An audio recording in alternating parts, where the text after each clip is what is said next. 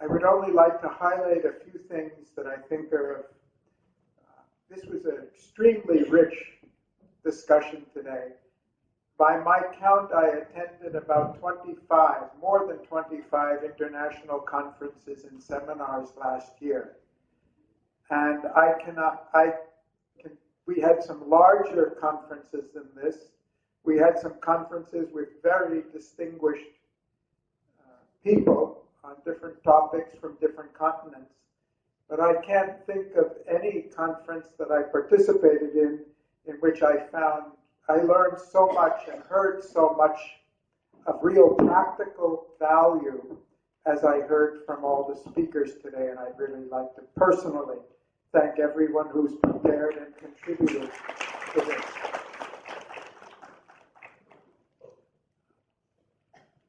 There was, in the video that our students, Puja and Subicha, showed us at the beginning of the day, early morning, there was one quick comment there about the importance of teachers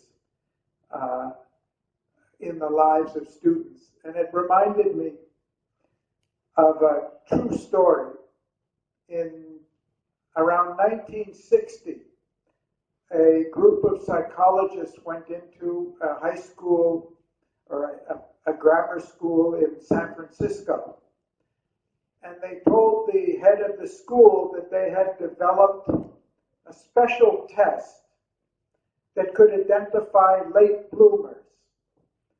Some of you may know what the term late bloomers refers to. A late bloomer is a student who in their early years behaves either in an average or below average performance in the classroom, but actually has way above average potential. That for some reason, maybe due to problems at home or in their personal life or shyness or just getting off on the wrong foot, they're not able to bring out that potential. And so the school was very, very eager to have this test administered because any educator would love to know the difference between a child who really is below average and unable to perform and one who is really a hidden genius, but we just can't tell on the surface, because that's a very valuable information for an educator. So they went in and they conducted the test. They came back, and they came back and told the school the list of the late bloomers. And then they went away for a year, and they came back again, and they measured the performance of the students. They tracked the performance of the students over the year, and they found out, to the great amazement of the school administration, that it was precisely those students who they had been able to detect with their new test that performed the best during the year, that made the greatest progress during the year. And then the secret came out, because the administration said, really, how did you do it? What was the grounds that helped you to really identify the late bloomer? We weren't able to do it. We've been trying for years to do it. How were you able to do it? And then the psychologist told the secret. We went back and took all the test results and we threw them in the basket, and randomly we assigned value on a random basis. We chose students and we came and told you that these are the late bloomers with the greatest hidden potential. The real work was done by you, because you told your teachers that these students had hidden potential, and whoever you told the teachers has hidden potential, those were the students who improved the most. This is a phenomenon called in psychology the Pygmalion effect, named after the play by George Bernard Shaw, Pygmalion, and the ancient Greek myth about the statue that comes to life. So what does it really tell us? We may talk about so many methods, tricks, gimmicks, technologies to help improve the education. But what it really shows is the irreplaceable role of not just the teacher, but the attitude of the teacher towards the student in determining what comes out, what is the result of education. And this is the most powerful technology we have. As wonderful as our technologies, our IT technologies, our audio, video, our internet, and all of that is, as wonderful it is, as promising it is, there's nothing that can replace the personal relationship between the student or the facilitator, whatever the teacher and the student. And that's why we may create an online global educational system, but we will never replace the role of human interaction. We can never replace the indispensable role of the teacher as a facilitator in bringing out the best in other people, in our children, which is why all of the studies show that the online learning by itself doesn't give very impressive results. But when you combine the online learning with the classroom interaction with the teachers who have been relieved of the burden of having to be transmitting and broadcasting information, so the teachers are really freed up to forge and interact with each student and forge a human relationship with the students, the results are far better than the traditional classroom system or the online system. So I like very much when Prince said, we cherish the role of our doctors who can save a patient whose heart is broken, but teachers can give heart to every student and give life to every student, and that's the greatest gift of all. I was very happy that so many of our speakers talked about creativity today. Creativity is sometimes a buzzword, but I thought there was a genuine appreciation. It came out very well by our speakers in the session on employment, those who were representing business and work experience. But it came out in all the sessions. And yet the odd thing is that we talk a lot about creativity, but we really have a lot of questions and doubts about how to go and bring it about. I was happy that there was a lot of recognition among all the speakers that the present system is not only not bringing out the creativity, but it's suppressing the creativity, it's discouraging the creativity, because when you use all your effort, all your mental capacity for rote memorization in order to get an exam, that energy is not available for the really creative things. And when we're reinforcing the behavior of the students to just listen to what I say, get the truth of it, and repeat it back and forth, we're really conditioning them not to be creative, not to think out of the box, not to question, not to challenge. In the last couple of years, in the work of the Society with the World University Consortium and the World Academy of Art and Science, we've held 2 3-day, very intensive and very creative conferences, seminars really, on trying to understand the essence of creativity. That material is available on our websites, and we'd be happy to share it with you.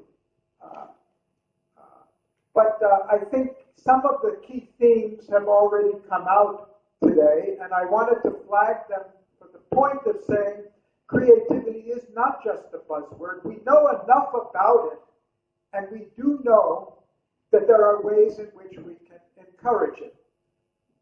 You know, the odd thing is that if you read the testimony of great scientists, people like Einstein and many others of the great scientists, they tell us, they've written it, that the great discoveries were not the result of the scientific method. The great scientific discoveries are not the result of the scientific method. They're not the result even of rational, logical thinking in the normal sense. They're the result of non-linear thinking processes, associative processes. The scientific method comes in not to create the creation, the new idea, but to validate it, to prove it or disprove it. And yet in our educational system, which is,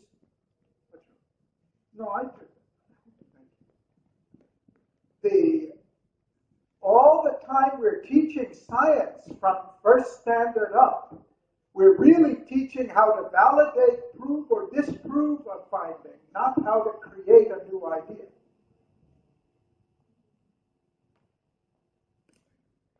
Thank you. Some mentioned a very important theme, and that is encouraging questions. My own experience, and I learned this relatively late in life, is that questions are not just a great way for students to learn, but questions are the very best way for a teacher to learn. That when you engage in questions and when you realize there is no such thing as a bad question,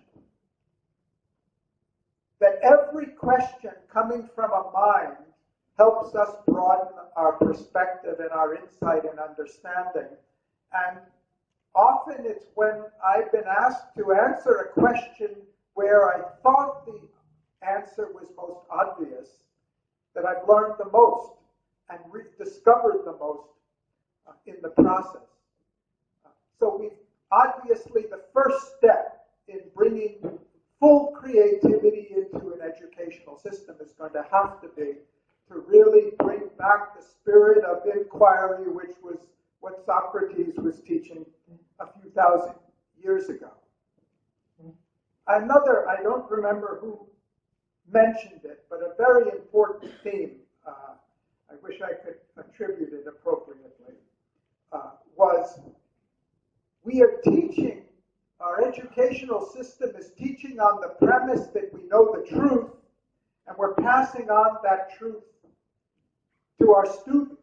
And therefore, there's a right and a wrong answer to every question, and that's why we can test students and evaluate them on whether they check it right or wrong, yes or no.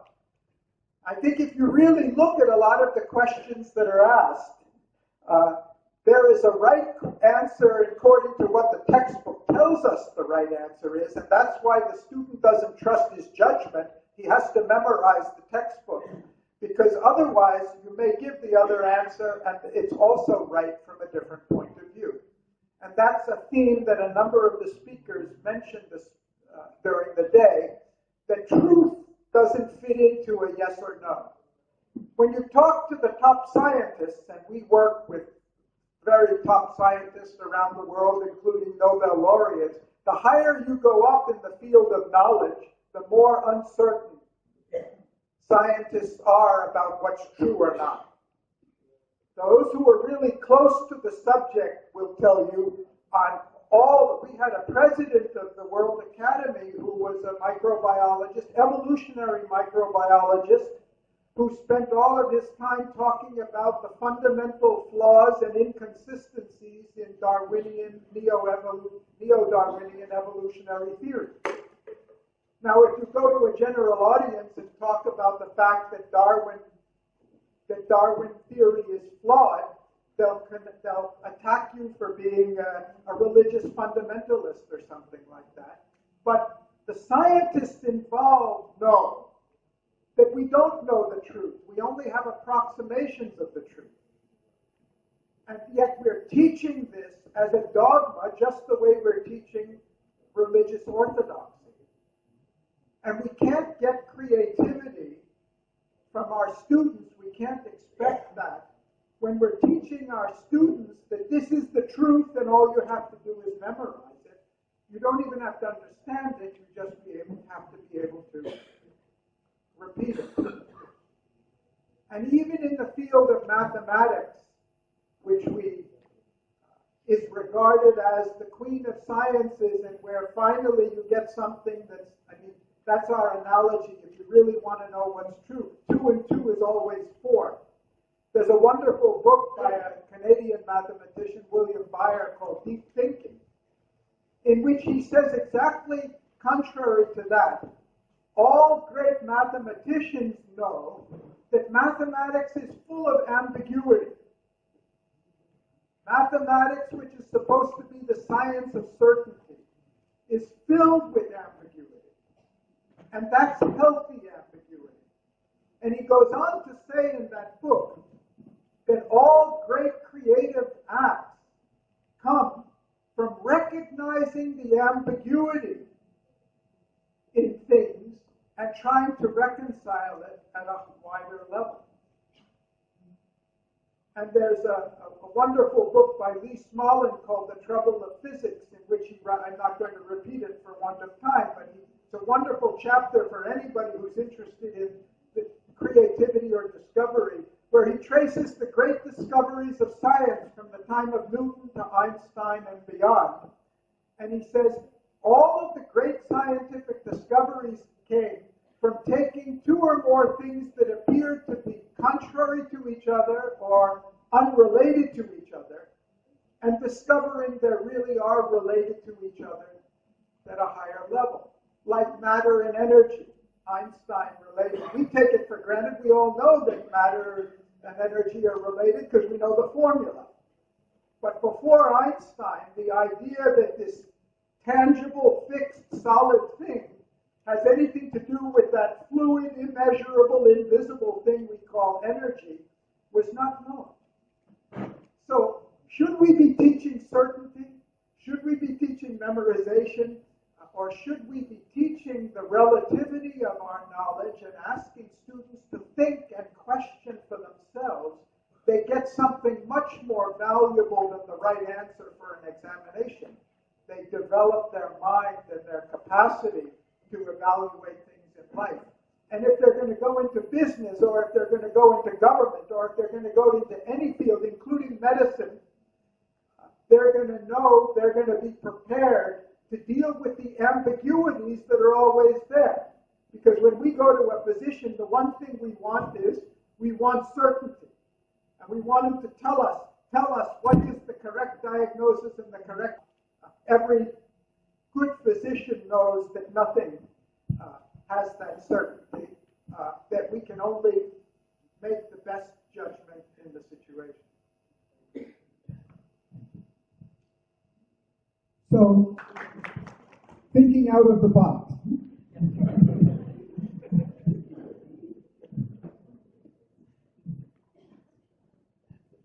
And by the way, one of our conclusions in our studies of creativity is that if you really want to learn how to think out of the box, read Arthur Conan Doyle's Sherlock Holmes stories, because really, not just as an entertaining literature, but if you really trace the processes by which Holmes comes to his greatest conclusions, you see it's because he doesn't stop at the obvious.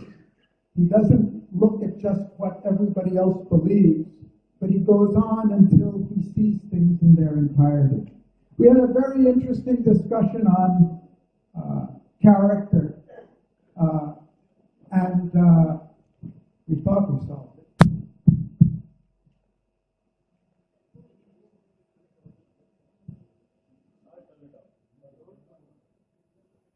Okay, well, it's in the system.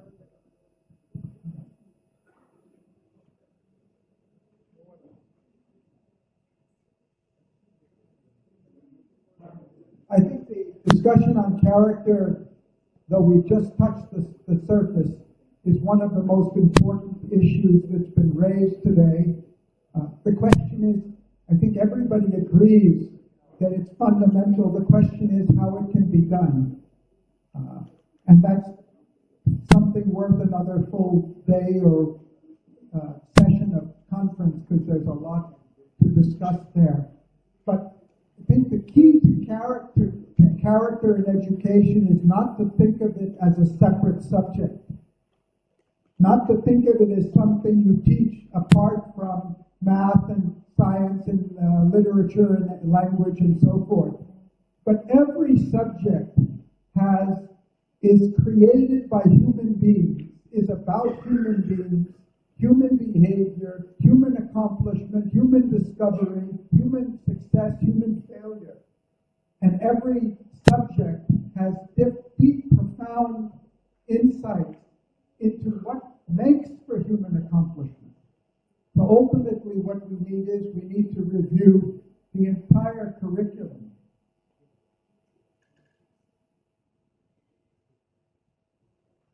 This chart is the way we have been conceptualizing the idea of a new paradigm in education. It's the results of about 4 years of study of the Society, World University Consortium, and the Academy, just to kind of show where we think we are. And I wanted to clarify, this was not a chart developed particularly for India. This is a chart that wherever we go in the world and whoever we speak to, they agree that the present paradigm is what you see on your left. And the kind of change that we need, which we've been discussing about today, is a shift across. And I think you'll recognize that the speakers today have really been talking about exactly these things. For us, this is just one further step in a process of investigation, of trial and error, of sharing ideas. We're very grateful for those of you who have come and shared your ideas today. I'm sorry we didn't have more opportunity. We encourage you to write to us and share your experiences. We look forward to working with you and being with you in future events where we can learn much more. And at the same time, we're working as much as we can to try to take the ideas and bring them down, so next time we meet, we hope you can report from more practical experience on some of the things that we're just trying now, because we know, we may not know the right solution, but we know it can be done better than it's being done today, and we're going to keep trying.